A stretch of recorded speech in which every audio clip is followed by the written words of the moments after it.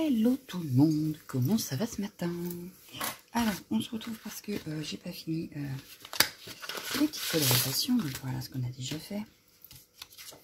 Hop, donc celle-ci, le crayon aquarellable, celle-ci avec les feutres aquarelles, les feutres à l'école. Pardon pour le bruit. Et aujourd'hui, je vais utiliser les polychromos. Alors, je vais découper. Voilà. Hop, s'il en restera encore deux, je sais pas trop. Donc je vais utiliser les polychromos. Donc je ne suis pas encore une pro puisque, comme vous le savez, je viens de me les procurer. Donc j'en achète petit à petit sur Keepers. Donc ils sont à 1,95 le crayon. Donc là j'en suis à 12, je crois. 2, 4, 6, 8, 10, 12, 14, 16, 18. Non, 18. 18, j'en ai dans la prochaine commande qui vont arriver. Donc j'ai à peu près 3 couleurs par couleur, on va dire, hein. C'est pas exactement ça, mais voilà. Donc de base ils sont rangés dans un tiroir par chiffre, et là pour vous les présenter je vous les ai mis par couleur, voilà. Donc n'étant pas une pro, je vous montre comment je les utilise à peu près. Ce n'est pas forcément la meilleure façon, donc je vous invite à aller voir peut-être d'autres vidéos pour voir, parce qu'il y en a qui savent s'en servir vraiment. Moi je suis encore à tâtonner et à m'entraîner. Voilà, donc on y va quand même. J'ai acheté en même temps que les premiers polychromos un estompe, voilà, un bâton d'estompe. Alors forcément je l'ai un petit peu usé au bout là par rapport à là, hein, puisque c'est ce côté là que j'utilise pour l'instant. Et j'ai mis un peu de witch spirit dans un pot de confiture. Oui. Donc ça pue parce que le mien n'est pas sans odeur, d'où je le laisse fermer. Et c'est avec ça que je vais estomper avec mon bâton, voilà. Donc, et ben c'est parti. Donc, je vais prendre par exemple celui-ci. Et on va commencer par la tige. Donc, je vais...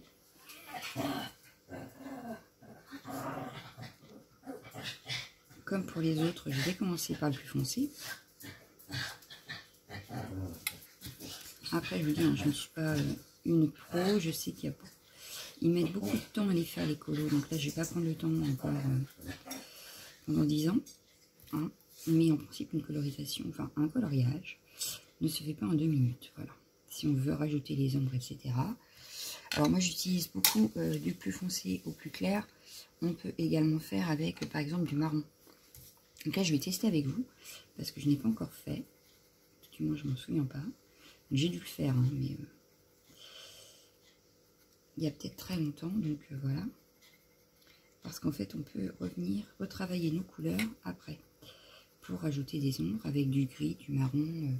Alors, j'avais cherché pendant un temps, et si on utilise par exemple les couleurs rouges, donc les couleurs chaudes, il faut utiliser un gris chaud.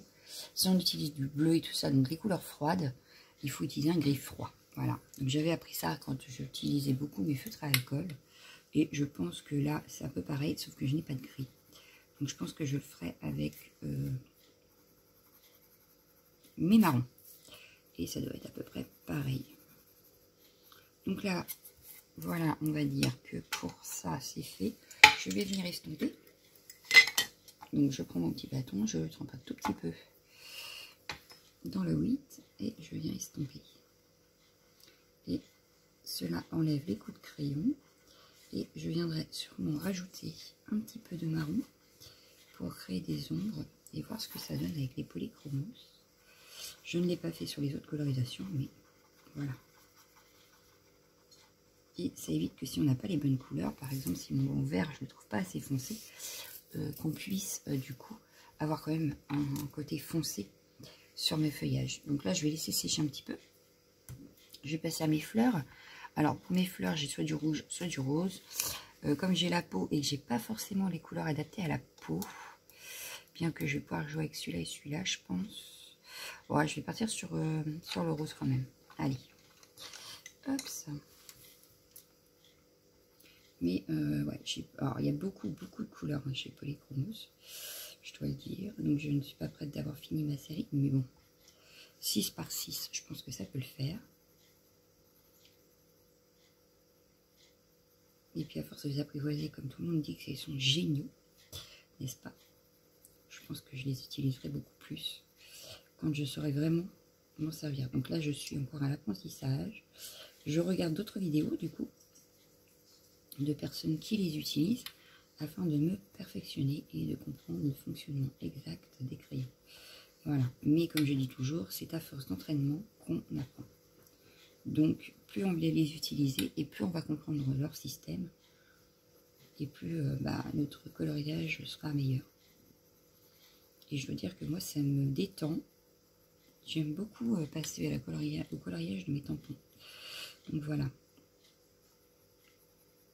Donc là, comme d'habitude, je fais ma couleur foncée. Donc là, j'ai décidé que je ferais beaucoup le contour de mes pétales. Alors, vous verrez que de toute façon, mes colorisations ne se ressembleront pas. D'une, parce que j'ai pas utilisé le même matériel. Et de deux, parce que selon notre humeur du jour, on va dire, selon nos envies du moment, on n'aura pas forcément envie de la même chose. Voilà. Donc comme souvent je fais 2 par 2, vous aurez par exemple les crayons aquarellables et les feutres à alcool qui se ressembleront parce que je les aurais fait les mêmes jours, même si vous ne les aurez pas vus le même jour. Mais par contre, pour moi, comme ce sera des jours différents après, et ben voilà, ce ne sera pas forcément pareil. Voilà, voilà. Et oui. Donc là, pareil, je repasse par-dessus la première couleur et je complète. Alors, je n'appuie pas forcément. Comme d'habitude, je n'appuie absolument pas sur mon crayon. Si je veux foncer, ben je remets de la couleur. Mais je n'appuie pas.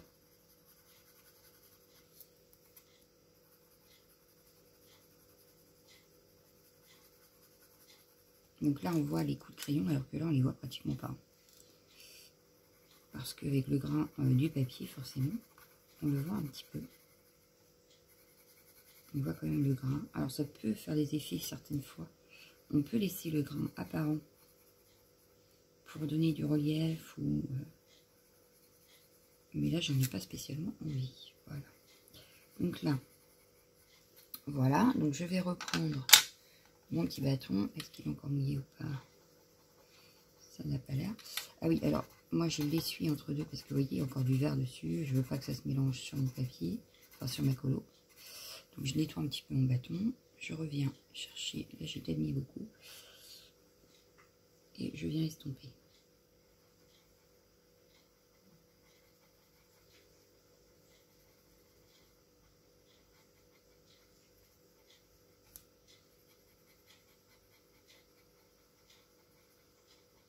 Alors, je sais pas si c'est comme ça. Hein. Donc, si les filles sont pros des polychromos et savent que je fais une bêtise, bah, qu'elles n'hésitent pas à me le dire. Voilà. Parce que, comme je vous dis, moi, je ne suis pas encore une pro. Je les apprivoise encore. J'y vais à tâtons. Alors, bien sûr, je regarde beaucoup de vidéos parce que c'est des crayons qu'on retrouve beaucoup sur les vidéos. Mais...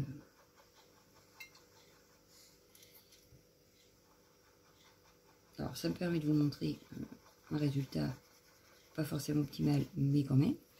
Et en même temps, s'il y a des personnes qui savent si je fais une bêtise, au moins elles peuvent me le dire. Voilà, donc ça sert à tout le monde.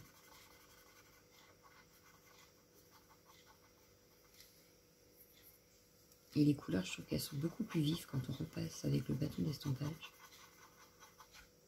Je trouve qu'on les voit mieux que quand je ne le passe pas.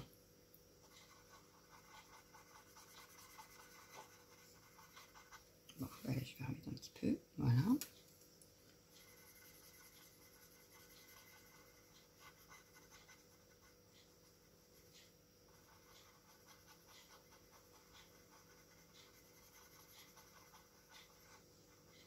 Voilà.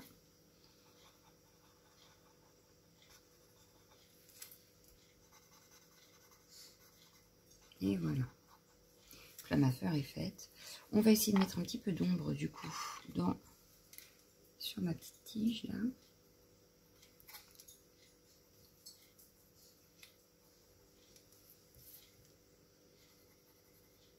Donc là, j'utilise mon marron. Hein.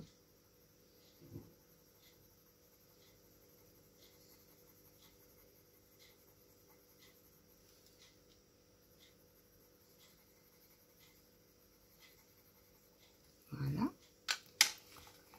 je vais venir estomper un petit peu. Ah, je n'ai pas nettoyé, donc il peut y avoir du rose.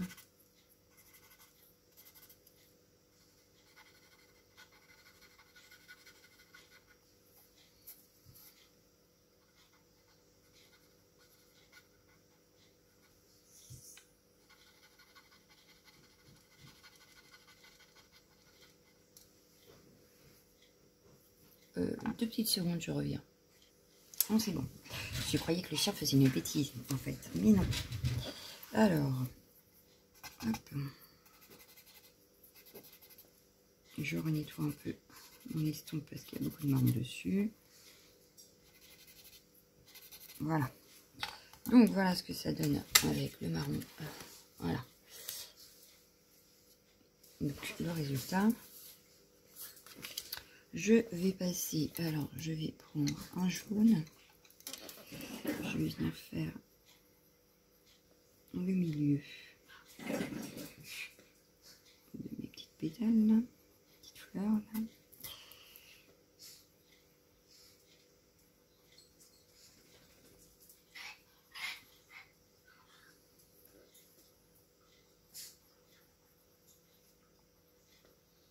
Voilà. Je vais remettre un petit peu de jaune un peu plus clair, même beaucoup plus clair je trouve. Bref, pour illuminer un petit peu plus les centres.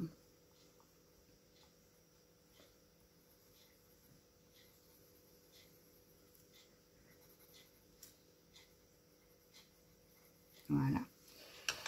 Laisse tomber un tout petit peu.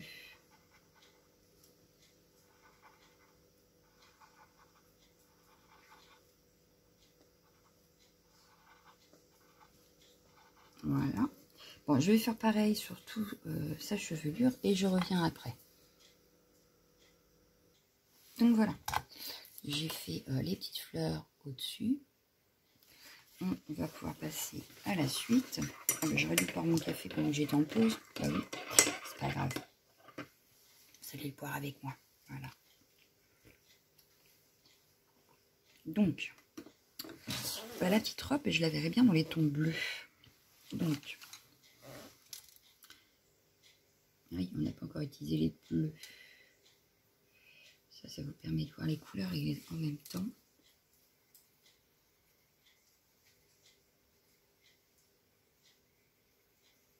Alors là, par contre, je vais faire une autre façon, c'est-à-dire je vais utiliser qu'un bleu. Donc, ce que je vais faire, c'est que je vais mettre mes zones d'ombre. Donc là où ce sera le plus foncé. Et je vais laisser blanc à certains endroits. Et je vais étirer la couleur pour qu'elle s'éclaircisse. Je ne sais pas si c'est le bon vocabulaire, mais enfin, voilà, c'est ce que je compte faire. Donc, je n'appuie pas, mais je rajoute de la couleur pour foncer.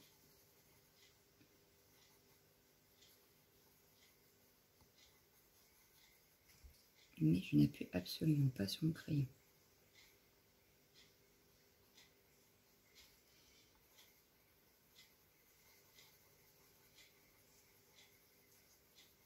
Voilà.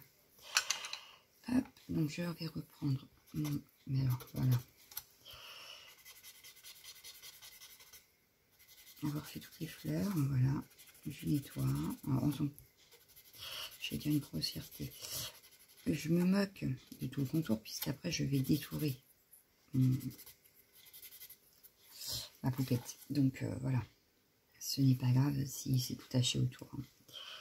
Donc, hop. De toute façon, l'autre jour, j'ai fait pareil. J'ai fait des tests de couleurs. Vous avez bien vu que souvent, je tâche. Donc là, je commence par faire là où j'ai mis du crayon. Voilà. Puis tout doucement, je vais remonter.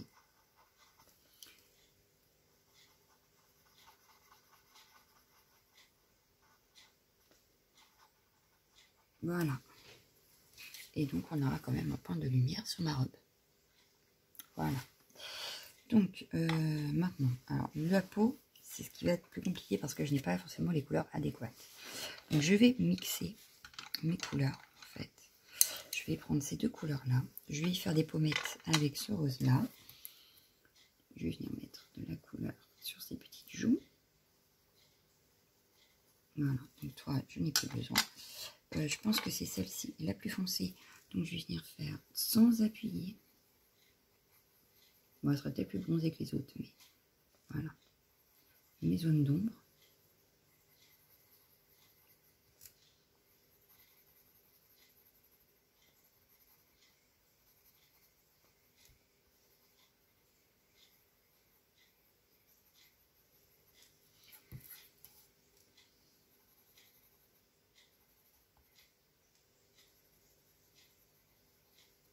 Alors, le plus fin, forcément, c'est là où il y a les bras.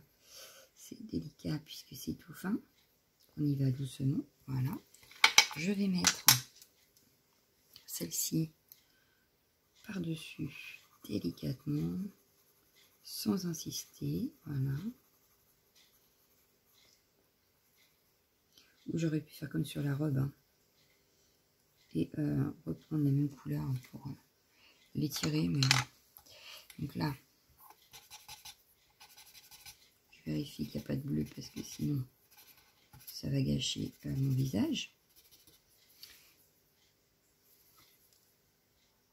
Et voilà, je viens estomper.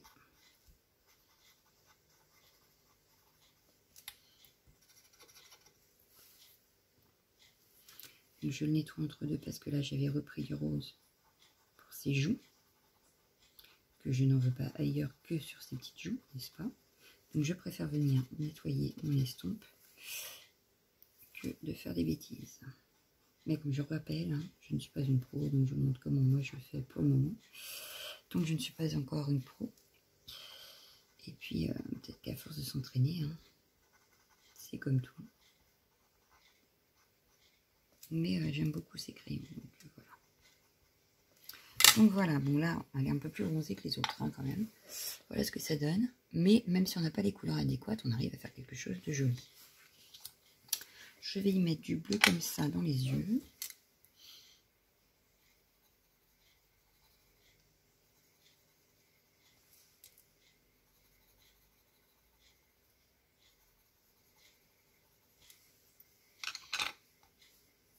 Après, il faut surtout c'est prendre le temps de les faire, les colos. C'est ne pas se précipiter. Il faut vraiment prendre le temps. Parfois, ça peut être très long, mais le résultat en sera que meilleur. Voilà. Bon, et un petit peu de rouge pour la petite rose qu'elle a dans les mains.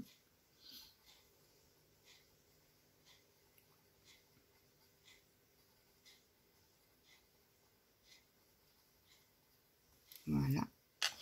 Je vais venir estomper. Alors, je ne sais plus quelle couleur j'ai sur le crayon.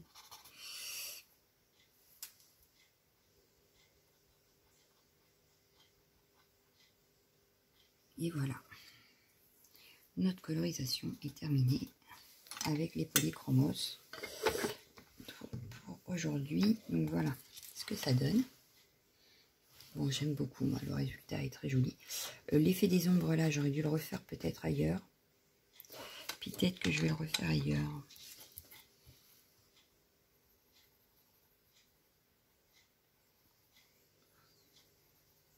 Après, ce qu'on peut faire aussi, c'est par exemple laisser reposer. Hein, et puis revenir sur sa colo plus tard. Voir ce qu'on peut rajouter, ce qu'on peut ne pas rajouter, etc. Mais là, moi, je pense que ouais, ça peut être pas mal.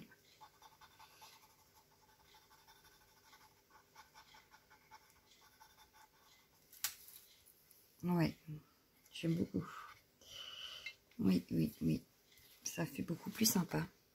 Bon, après, comme d'habitude, on peut... merci. Reprendre nos petits feutres pour mettre du brillant. On peut utiliser... Voilà, je vais utiliser par exemple, je ne sais pas moi. Mon rose, il est où? Là. Mon stylo, j'ai la paillette. Et puis, je vais venir faire... Hop.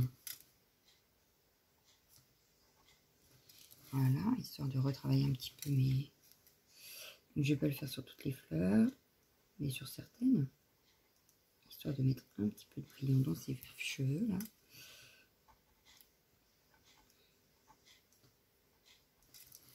Voilà. Non, je vais faire celle-ci aussi. Hop, est-ce que j'ai un rouge là-dedans?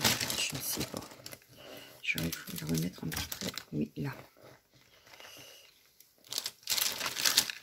Alors évidemment, il faut toujours attendre que ça sèche, hein, les petits traits stylo gel, parce que on peut vite faire des traces et des bêtises.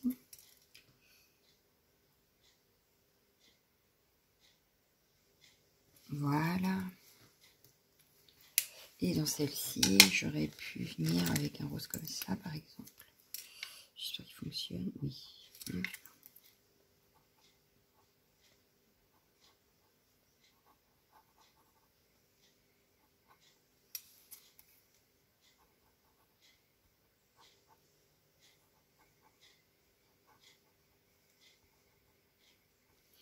Voilà, ça peut être pas mal. Bon, là, je vais laisser comme ça. Je ne vais pas y toucher plus.